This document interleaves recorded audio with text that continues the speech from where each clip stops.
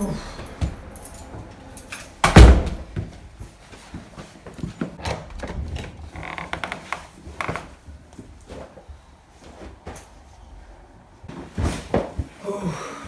sweet home.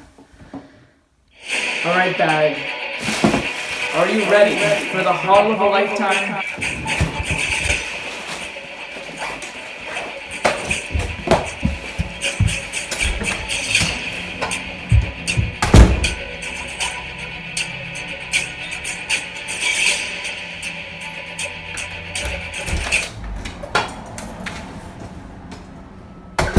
Hello everyone, welcome back to the channel. I'm finally back home after a full month of being on the road with my family for the road trip that we took. I finally arrived back home. I'm so excited to come back at you guys with the biggest comic haul that'll ever be on this channel. I doubt it's ever going to be any bigger than this because while I was away in July, my comic shop owner was holding aside all 4 weeks of the July comics for me. I'm going to reveal this stack right now. Unfortunately, the good old bag couldn't quite make it today. Couldn't hold all of these issues because I've got 38 in total. Can you believe that? 38 issues of single issue comic books, mostly from Marvel. I've also got a nice haul from Image, one from Boom Studios. So here are the 38 issues.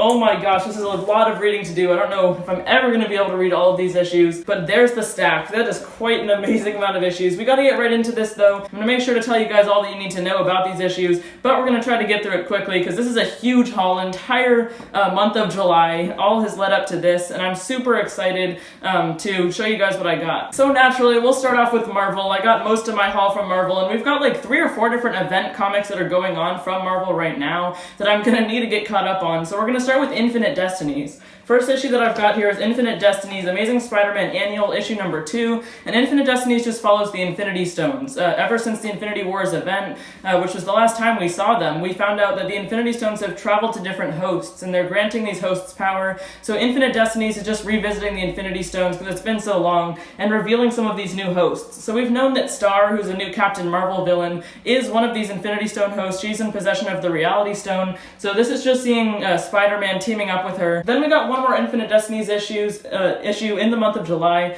This one is Thor Annual, issue number 1. This one is written and drawn by Aaron Kuder, so I cannot wait to read it. From what I've heard, it doesn't reveal a new Stonebearer. It seems like maybe these Infinite Destinies issues are just kind of excuses to just have some fun Marvel annual stories. Not all of these actually have to do with the Infinity Stones. So even though it's marked Infinite Destinies, it might not have to do with the Infinity Stones, but it's Aaron Kuder, so I'm very excited to read it. And then this kind of goes hand in hand with these other 2 issues, but here I've got the Black Cat issue number 8, and this is the Infinity Score part 1. This story arc in the Black Cat ongoing series is the direct follow-up to Infinite Destinies. I think it's just going to be 4 issues, stretching all the way to issue 11, and it's written by Jed MacKay, who's kind of the guy behind everything Infinite Destinies as well. He's been writing a few of the Infinite Destinies issues, and he's the guy behind Marvel's plan for the Infinity Stones. Apparently they've got like 5 years worth of books that they're planning to put out in this huge Infinity saga, and it's Infinity Score, meaning that Felicia Hardy, aka Black Cat, is going to be trying to assemble these Infinity Stones hosts. I think it's funny that Jed MacKay is using this chance to make Black Cat a big player in the Marvel Universe. Like, Black Cat is such a random character. Obviously, she's pretty well known, except she's just a Spider-Man character who's been around for a while. She's never been in the big leagues. But since Jed MacKay was already writing Black Cat once he started Infinite Destinies, here's his chance to just, you know, have his favorite character become bigger just because he's writing her series. Okay, we gotta do something with the Infinity Stones. What do you got? You're gonna love this. It's gonna be called Infinite Destinies, and it'll be 8 issues. Is it gonna sell well? I mean, I don't know. Time will tell. Yeah, okay. Well, it's gonna follow some Marvel characters assembling the Infinity Stones. Ooh, who are we talking about? The Avengers, Spider-Man, and Black Cat will be the main character. Okay, everything good? Wait, hold on, back up. You said Black Cat is the main character? I did, yeah, okay, see you later. Alright, now the next couple of issues that I've got here are another brand new event that started this month from Marvel Comics. This is The Last Annihilation. So first up here I've got the Guardians of the Galaxy, issue number 16. This is kicking off this little mini event written by Al Ewing. He's really the writer behind everything galactic for Marvel right now. But The Last Annihilation is just going to be a 3-issue story arc, and it seems like it's going to be a big deal because they're putting out some tie-ins, and we see Dormammu is the main villain villain on the cover here. With this new Guardians team that recently expanded to include a bunch of new members recently, they should be able to take down Dormammu fairly easily, but I'm sure it's going to be a pretty exciting event. So that's the last Annihilation, the first part of that. And then I also have the first tie-in issue right here, Sword number 7, also written by Ewing, with art by Stefano Caselli on this issue. This is a really exciting comic, big announcements happening in Sword lately, so I'm really excited to get into the last Annihilation. And now I'm kind of segmenting this video into,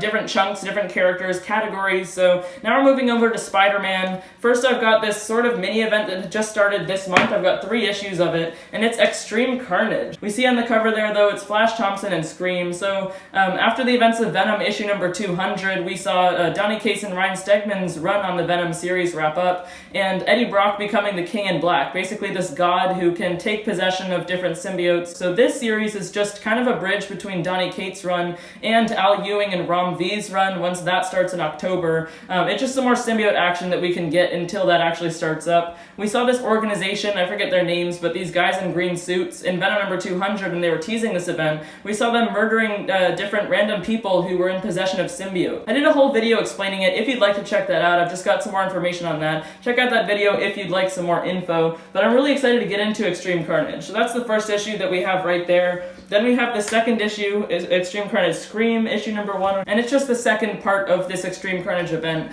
They're doing basically one-shots, except they're all connected. And then the last character that has a one-shot here for Extreme Carnage is Phage, issue number 1, part 3 of this event. I don't know anything about it. I don't know how Carnage is going to be resurrected because he's been dead since, I think, Absolute Carnage. So we'll see what this is about. I might make a video reviewing these 3 issues that have come out so far. Can't wait to get into it. So that's Extreme Carnage. And then sticking to the Carnage train here, we have a whole nother issue. This is Carnage Black, White, and Blood, issue number 4, the final issue of this miniseries, and we've got a pretty good creative team on this issue, with Declan Shalvey, I think, writing and drawing a story. One written by Ryan Stegman, some art by Joe Bennett on this issue, and a really amazing cover by Stegman. Can't wait to read this one too, but it's just the black and white, except for red for Blood series. And then the final event that I've got here, I've got 3 issues of this one also, and it's the brand new Amazing Spider-Man event that started while I was gone. I've been looking forward to this for a really long time. We're starting off with Amazing Spider-Man issue number 70, Prelude to Sinister War. That's a really cool cover by Mark Bagley, but we've got Federico Vicentini doing the Amazing Spider-Man tie-ins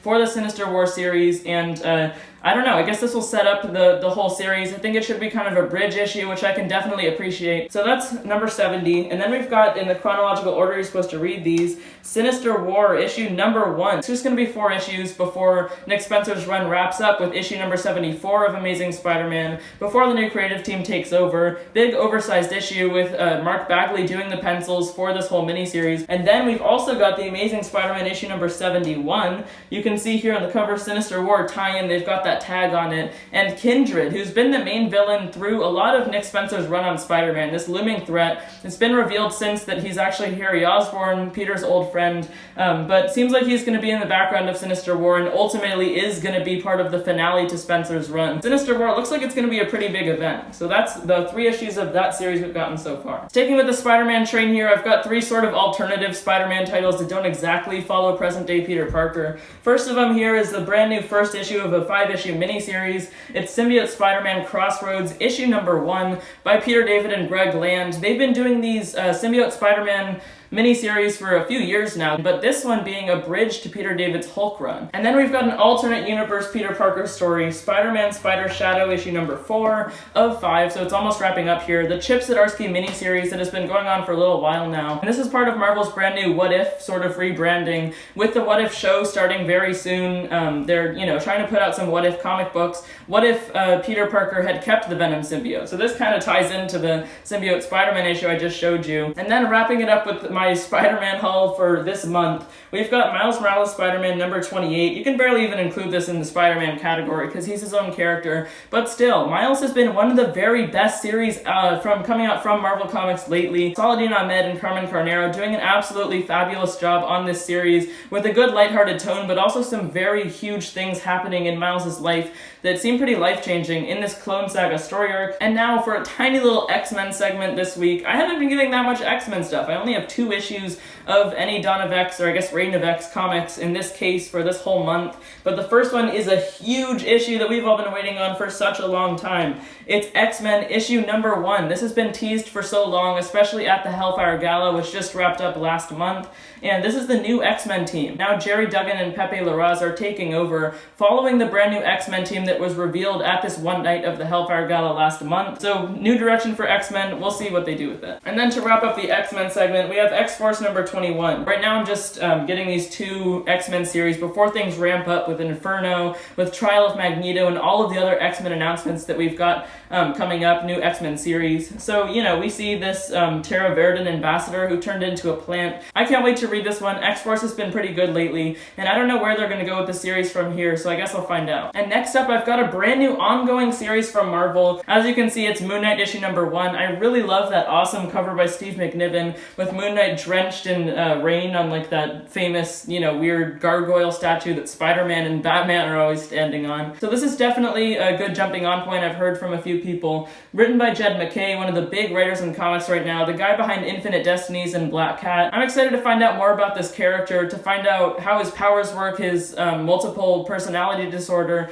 and everything else about Moon Knight. That's Moon Knight issue number 1. And now I've got a couple issues from Marvel's Alien publications. First one here is Aliens Aftermath issue number 1, a big oversized one-shot written by Benjamin Percy. Me and my dad just watched the Aliens, you know, sequel to the original Alien movie, and it was really good. I've heard that this directly deals with the aftermath, as the title would suggest, of that Aliens movie, and we see this brand new type of xenomorph, this glowing xenomorph, introduced in this issue. I don't know, it looks pretty interesting though. Aliens Aftermath number 1. And then as a direct follow-up to that one, we've got Alien issue number 5. This series has been pretty decent so far, by Philip Kennedy Johnson and Salvador Larroca. They've just been, I think, taking some inspiration from the first Alien movie, maybe even more than the second one, because it's really just been this like kind of scary thriller with the aliens hiding on the ship, of course, and then our main character, Gabriel, trying to save his son. And next up, I've got 3 issues from the Thor side of the Marvel Universe. First one is just the main ongoing series, Thor 15. It's been like 3 or 4, maybe 2 months since Donny Cates last put out an issue of Thor. This one has some guest art by Michele Bandini. It's the first part of the Revelation story arc. I haven't heard too much about what this story arc is actually going to be about. It's only going to be 3 issues though, and we see Thor fighting Captain America on the cover here. So Thor, always a great series. Donny Cates killing it on everything right now. I can't wait to see what this story arc is even going to be about. And then we've got Beta Ray Bill number 5, the big wrap-up to this little mini-series written by and drawn by Daniel Warren Johnson with colors by Mike Spicer. Absolutely fantastic art on this series. Really detailed and almost jumbled at times, but still really cool. Daniel Warren Johnson even does some of the lettering himself. Really, really quality Marvel series. I'm just sad to see that it's ending, and I can't wait to see how it ends. I haven't even read issue number 4 yet. I was like packing for the trip when that came out, so I couldn't quite find the time to read it. So I'll read these 2 last issues of the series back to back. That's Beta Ray Bill number 5, really great miniseries. And then we've got the Mighty Valkyries number 4, just another 5-issue miniseries by Jason Aaron and Torun Gronbeck. It's had really good like photorealistic art, and it's just been following Loki, Fenris, Loki's son, this wolf, a whole bunch of other stuff. Actually a really complicated idea with a lot of different plot threads going on all at the same time. On the cover there we see Runya the Valkyrie. She's been trying to get this axe Jarnbjorn back from Thor because it was originally hers before he wielded it. And then we've actually got 2 different issues in the Immortal Hulk side of the Marvel Universe. First one is just Immortal Hulk number 48 of 50. This is about to wrap up. We've gotten the solicit for issue number 50. I think it's coming in October, and it's going to be a big $10 oversized issue. So it looks like this is going to be dealing with, Bruce Banner, Joe Fixit, and Betty, who's now Harpy, in this form of a weird bird. Basically their relationship. I think it should be kind of a bridge issue, a slower issue, which I really appreciate. This series has been pretty insane lately, and now they're just ramping up for this huge last story arc, but, slowing things down a little bit. And like I said, we got Gamma Flight, issue number 2, the spin-off series from Immortal Hulk, and on the cover we see Scar. I'm so excited about this. In the Planet Hulk story arc, we saw Bruce Banner, Hulk, finally having a son for the first time, and he's Scar. He has had a whole history. I don't know that much about the actual character, but now this Gamma Flight team Team, who's a branch of Alpha Flight. Just all of these superpowered heroes are about to come face to face with Scar. I like the first issue, so I can't wait to read this one. Gamma Flight number 2. And then I guess you could also say this is sort of a Hulk issue. Avengers number 46, finally resuming the main ongoing Avengers series written by Jason Aaron with art by Javier Garrón, because it's World War She-Hulk Part 1.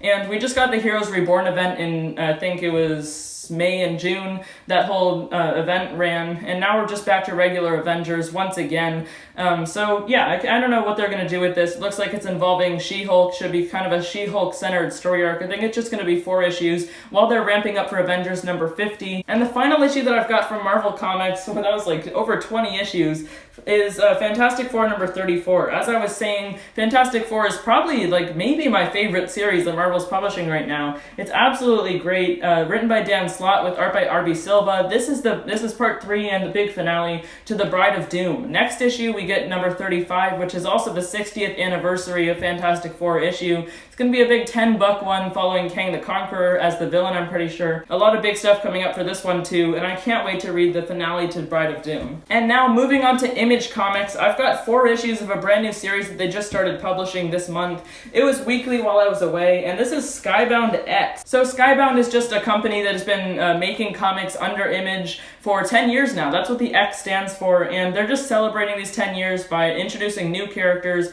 having some new stories, and also just, you know, stories in the universes of these different comics that Skybound has published over their 10 years, including The Walking Dead. So there's a new Walking Dead character, Clementine, being introduced. There's like 4 stories in every single issue. So that's issue number 1. I think this is the variant cover that I got. And then I've got issue number 2. We've got great quality on this series with like a spine and everything and great covers. Here's issue number 3 that I've got right here with an awesome Arthur Adams cover. And then issue number 4. This cover is by Charlie Adler, the artist on the original Walking Dead series, but hopefully these will be good jumping on points for some of these universes and stories that Skybound has told for so long, just celebrating their 10th anniversary. Next up, I've got another brand new ongoing series. This one is Ordinary Gods number 1 from Kyle Higgins. He's a big writer in comics right now. He's been doing Radiant Black, which I'll get to in just a couple issues here. And I don't know much about this series, but I think it's supposed to be about, you know, as the title would suggest, ordinary gods. It's this universe in which there's gods, except they're like banished down to Earth, and then they don't know that they're gods. They're just regular people, but they discover their powers somehow. And then we've got one of my very favorite series that anybody's publishing right now, Time Before Time, issue number 3. A really great series by Declan Shalvey, Rory McConville, and Joe Palmer, with a really simplistic art style, but it has to deal with the Syndicate, this organization that's cracked time travel. So they're letting people pay them money in order to bring these people to the past where they can live a good life again, because the future is all messed up. Climate change has affected the Earth, everything's all trashed, and these people want to get out of there, so they're just living in the past. And next up, like I was saying, we've got Radiant Black number 6. I've heard very good things about this issue. I was a little dubious of it because it's sort of a one-shot that's dealing with Radiant Red, this other sort of variant of Radiant Black, another person who found one of those black holes just, you know, floating in air and touched it and was bestowed the powers of these, you know, Radiants. Almost at the bottom of the stack now, just about 3 issues left. First one that we've got here is Geiger, issue number 4. This cover looks really exciting, so the contents of this issue should also be pretty action-packed.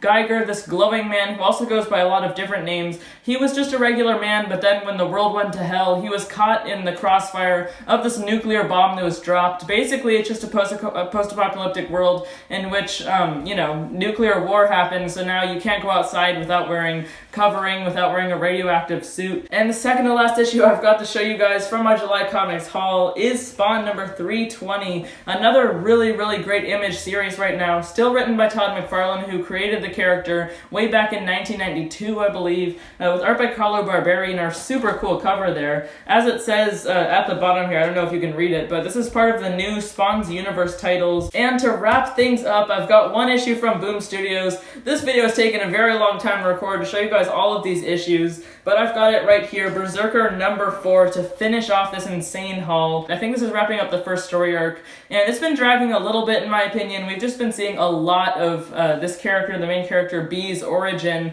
going back way 70,000 years ago to his origin when he was bestowed his powers in the first place. So there you have it, that wraps up my July comics haul. Thank you so much for anyone who watched till the end of this video. I'm sure it's going to be a lot longer than usual. 38 issues, a lot from Image, 1 from Boom, and so many from Marvel. An absolutely insane haul. I don't know how I'm ever going to get through all of these issues, especially with new Comic Book Wednesdays happening every week where I'm just going to be getting even more. I'm just going to have to sit down for a day straight and read all these. I don't know, but thanks for watching till the end, and also thanks to everyone who watched my Comics on the Road series. I filmed at 4 different comic shops on my way to Wisconsin, the destination of my family's road trip, but those were fun to make, but it's just so good to be home, sitting at the good old desk once again, and filming a huge comic haul for you guys. This is a very historic moment for this channel. If you enjoyed this video at all, make sure to hit that subscribe button. That's the big red button, which is sitting right below this video. You can also hit the notifications bell, which is sitting right next to it. You'll be notified every single time I post a new video if you don't want to miss any. So thank you so much for watching, everyone. Bye, guys.